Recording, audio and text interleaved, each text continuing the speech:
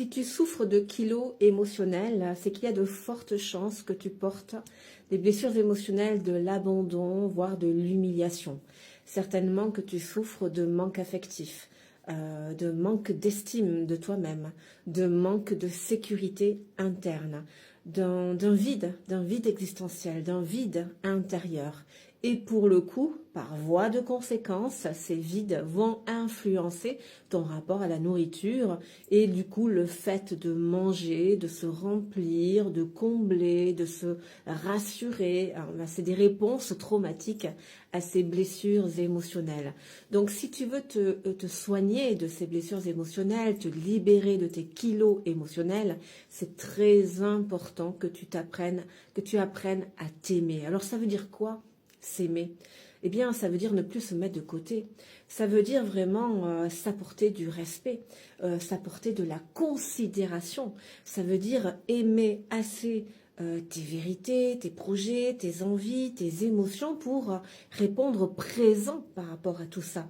Mais présent comment? Déjà par l'accueil, mais aussi par l'action. Tu vois, s'aimer, voilà, on va me demander quelque chose et j'ai pas envie de le faire parce que je suis fatiguée, parce que j'ai des raisons parfaitement légitimes. Eh bien, s'aimer assez, ça veut dire prendre en considération ton monde intérieur, ne plus l'abandonner, ne plus l'humilier, ne plus le dévaloriser, ne plus le trahir et t'engager pour lui. Et pour le coup, apprendre à dire non. Ça veut dire tu as envie de créer des projets, tu as envie de quitter ton emploi parce qu'il ne te convient plus, parce qu'il y en a un autre qui t'appelle plus, une voix qui t'appelle plus. Eh bien, t'aimer assez, ça veut dire apporter de la considération pour ça et mettre des choses en place, tu vois, pour réaliser tes projets. Mais ce que j'ai envie de rajouter, c'est que le faire par rapport à ce qui est juste pour toi, c'est vrai que c'est une clé essentielle. C'est super important, mais ça ne va pas suffire dans la mesure où c'est très important que dans ce faire, tu y mettes du féminin sacré aussi, que tu y mettes de l'amour, de la chaleur, tu vois, que tu apportes effectivement cette chaleur dans ta structure, parce que sinon c'est vrai qu'on va être dans le faire, mais en mode technique, en mode robot, j'ai envie de faire ça, je fais ça, hop, hop, hop. Mais c'est très important en fait d'être dans ce faire, mais connecté avec ton monde intérieur, connecté avec ton sacré, tu vois, avec cette énergie d'amour, de tendresse, de valorisation. Ça veut dire aussi pour le coup, par rapport à tes émotions. Tu vois, parce que très souvent, oui, on va être dans le faire, super, on va entreprendre, on va y aller, j'ai même pas peur, enfin, ça dépend, enfin, quand on est dans ces blessures, on a peur, mais voilà, on peut être dans ce faire, mais en mode un peu rigide, quoi, technique, robotique, tu vois, il manque cette dimension chaleureuse. Et tu vois, c'est pour ça que même si tu es dans le faire, tu peux quand même avoir des problèmes de poids, tu vois. Mais c'est parce que là, il faut travailler dans l'ancrage émotionnel aussi, à savoir apporter cette qualité de présence à tes émotions, d'amour et de chaleur. Quand tu as des émotions qui sont inconfortables, c'est vraiment d'apprendre à les écouter, ne plus les fuir, parce que très souvent on est dans la fuite, on ne veut pas ressentir. Les émotions, on a enregistré il y a très longtemps, c'est souffrant, c'est douloureux, c'est tabou, donc il faut s'en déconnecter.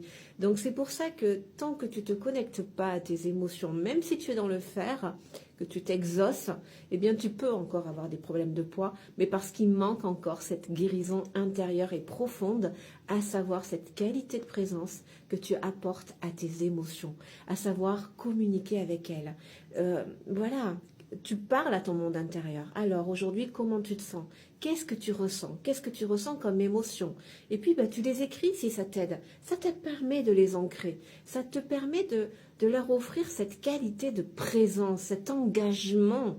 C'est bien de ça qu'on a manqué, enfant, de l'engagement de nos parents par rapport à nos émotions, tu vois, ou des éducateurs. Donc c'est très important que toi, aujourd'hui, tu t'apportes ça, cette qualité de présence, cette chaleur, cette tendresse, cet amour bienveillant. Donc tu poses, tu parles avec ton monde intérieur. Qu'est-ce que tu ressens aujourd'hui? Ça te permet de nommer et d'identifier tes émotions, tes sentiments, tes perceptions. Tu vois, tu offres cette qualité. Ton yang offre, ton masculin divin, offre cette qualité de présence à ton féminin sacré, ta part émotionnelle. Mais une fois donc que tu as écrit, déjà ça permet de les libérer, tu vois, parce que encore une fois, on ne peut pas libérer quelque chose qu'on refuse de ressentir. Donc une énergie, une émotion est une énergie en tension dans ton corps. Tant que tu ne l'accueilles pas, ces tensions, elles sont là à l'intérieur de toi et je peux t'assurer qu'elles y font des dégâts, tu vois. Donc c'est très important de les accueillir et de les libérer. Mais une fois que tu as nommé l'émotion, que tu lui demandes mais pourquoi tu es là, quelle situation t'a activé, et tu écris, tu décris la situation, la réaction de telle personne, enfin peu importe, tu décris, ça te permet d'ancrer, d'être dans l'ancrage émotionnel, d'ancrer dans ton corps, de l'accueillir, alors elle va pouvoir se libérer, tu vois. Et ensuite, la deuxième étape, c'est qu'est-ce que je peux faire pour toi? Qu'est-ce que tu attends de moi, tu vois? Si ça a été parce que j'en suis là encore, j'ai de la colère ou de la tristesse parce que j'ai été abusée, tu vois, on s'est foutu de ma gueule, on a encore profité de ma gentillesse, bon, il y a de fortes chances que c'est parce que tu étais trop gentil encore, que tu as peut-être fait quelque chose dont tu n'avais pas forcément envie, tu vois? Donc là, c'est vraiment important de faire un pacte avec cette émotion en toi. Et parce que cette émotion, peut-être qu'elle pourrait te dire ça, tu vois? Arrête d'être trop gentil, tu vois, là on s'est encore foutu de notre gueule. Donc l'émotion, ce qu'elle pourrait te dire, c'est j'attends de toi que tu apprennes à me dire stop. Respecte-moi. Hein, l'émotion, quelque part, tu vois, le respect, l'amour de soi, apporte-toi de la considération, de l'attention, de la priorité, de la reconnaissance. Et là, tu es dans l'amour de toi-même. Donc ton monde intérieur, il se sent enfin important. Mais à tes yeux, à toi, ils sont fous d'être importants aux yeux des autres, enfin quelque part ils sont fous. Parce que je veux dire, mais c'est pas ça qu'il guérit. Il veut ton attention à toi, la tienne. Donc arrête de te mettre de côté, arrête de te sacrifier, de t'oublier, parce que là, tu es dans le désamour de toi-même. Tu creuses plus encore dans le manque affectif, dans ce manque de sécurité interne. Donc par voie de conséquence, tu vas continuer à avoir besoin de manger pour te remplir, pour te protéger, pour te rassurer. Et voilà, on peut pas sortir de ça. Tu vois, donc c'est très important de restaurer vraiment cet amour de toi-même. Il faut que tu t'accordes cette estime de toi-même. Par rapport à tes projets, à tes vérités, voilà, tu as envie de créer ça, tu le fais. Tu penses ça, tu l'exprimes avec respect, bienveillance, fermeté si nécessaire. Là, tu vois, tu es aligné, hein, tu es dans le faire par rapport à ce qui est juste pour toi. Mais la deuxième étape, c'est par rapport à tes émotions aussi. Et c'est souvent là que ça pêche, tu vois, parce que tu peux être à exprimer tes vérités, à réaliser tes projets, mais tu continues à fuir tes émotions. Donc, tu vois, même si tu es dans le faire, que tu es aligné par rapport à ce qui est juste pour toi, tu peux encore avoir des problèmes de poids. Tu peux, et punaise, mais pourtant je suis alignée, je fais ce qui est important pour moi. Oui, mais tes émotions, quelle posture as-tu par rapport à tes émotions? Est-ce que tu les regardes comme ça, avec distance, rigidité, tu vois? Enfin, imagine ton enfant, il te parle de son émotion et tu le regardes comme ça avec rigidité, pression, exigence, tu vois, jugement. Tu crois qu'il va aller bien ton gosse? Non, il a besoin de quoi? De ta douceur, de ton non-jugement, de ta chaleur, de ta bienveillance. C'est là qu'il va se sentir accueilli, entendu et reconnu. Tu vois? Si tu reconnais, tu dis, ah, ok, t'es triste, ben écoute, fais ci ou fais ça, enfin, tu vois, en mode robot, technique, sans cette dimension émotionnelle et affective, mais il va pas aller bien, ton gosse.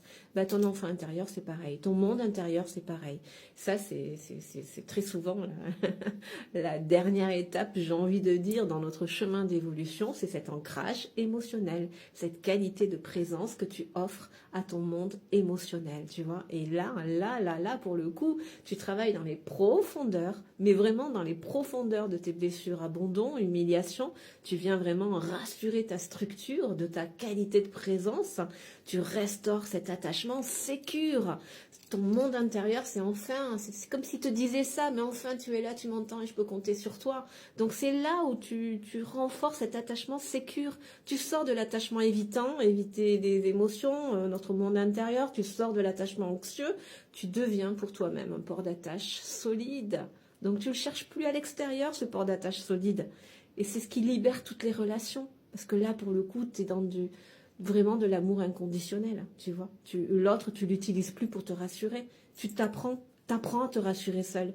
Donc là, c'est des pures relations qui se mettent en place.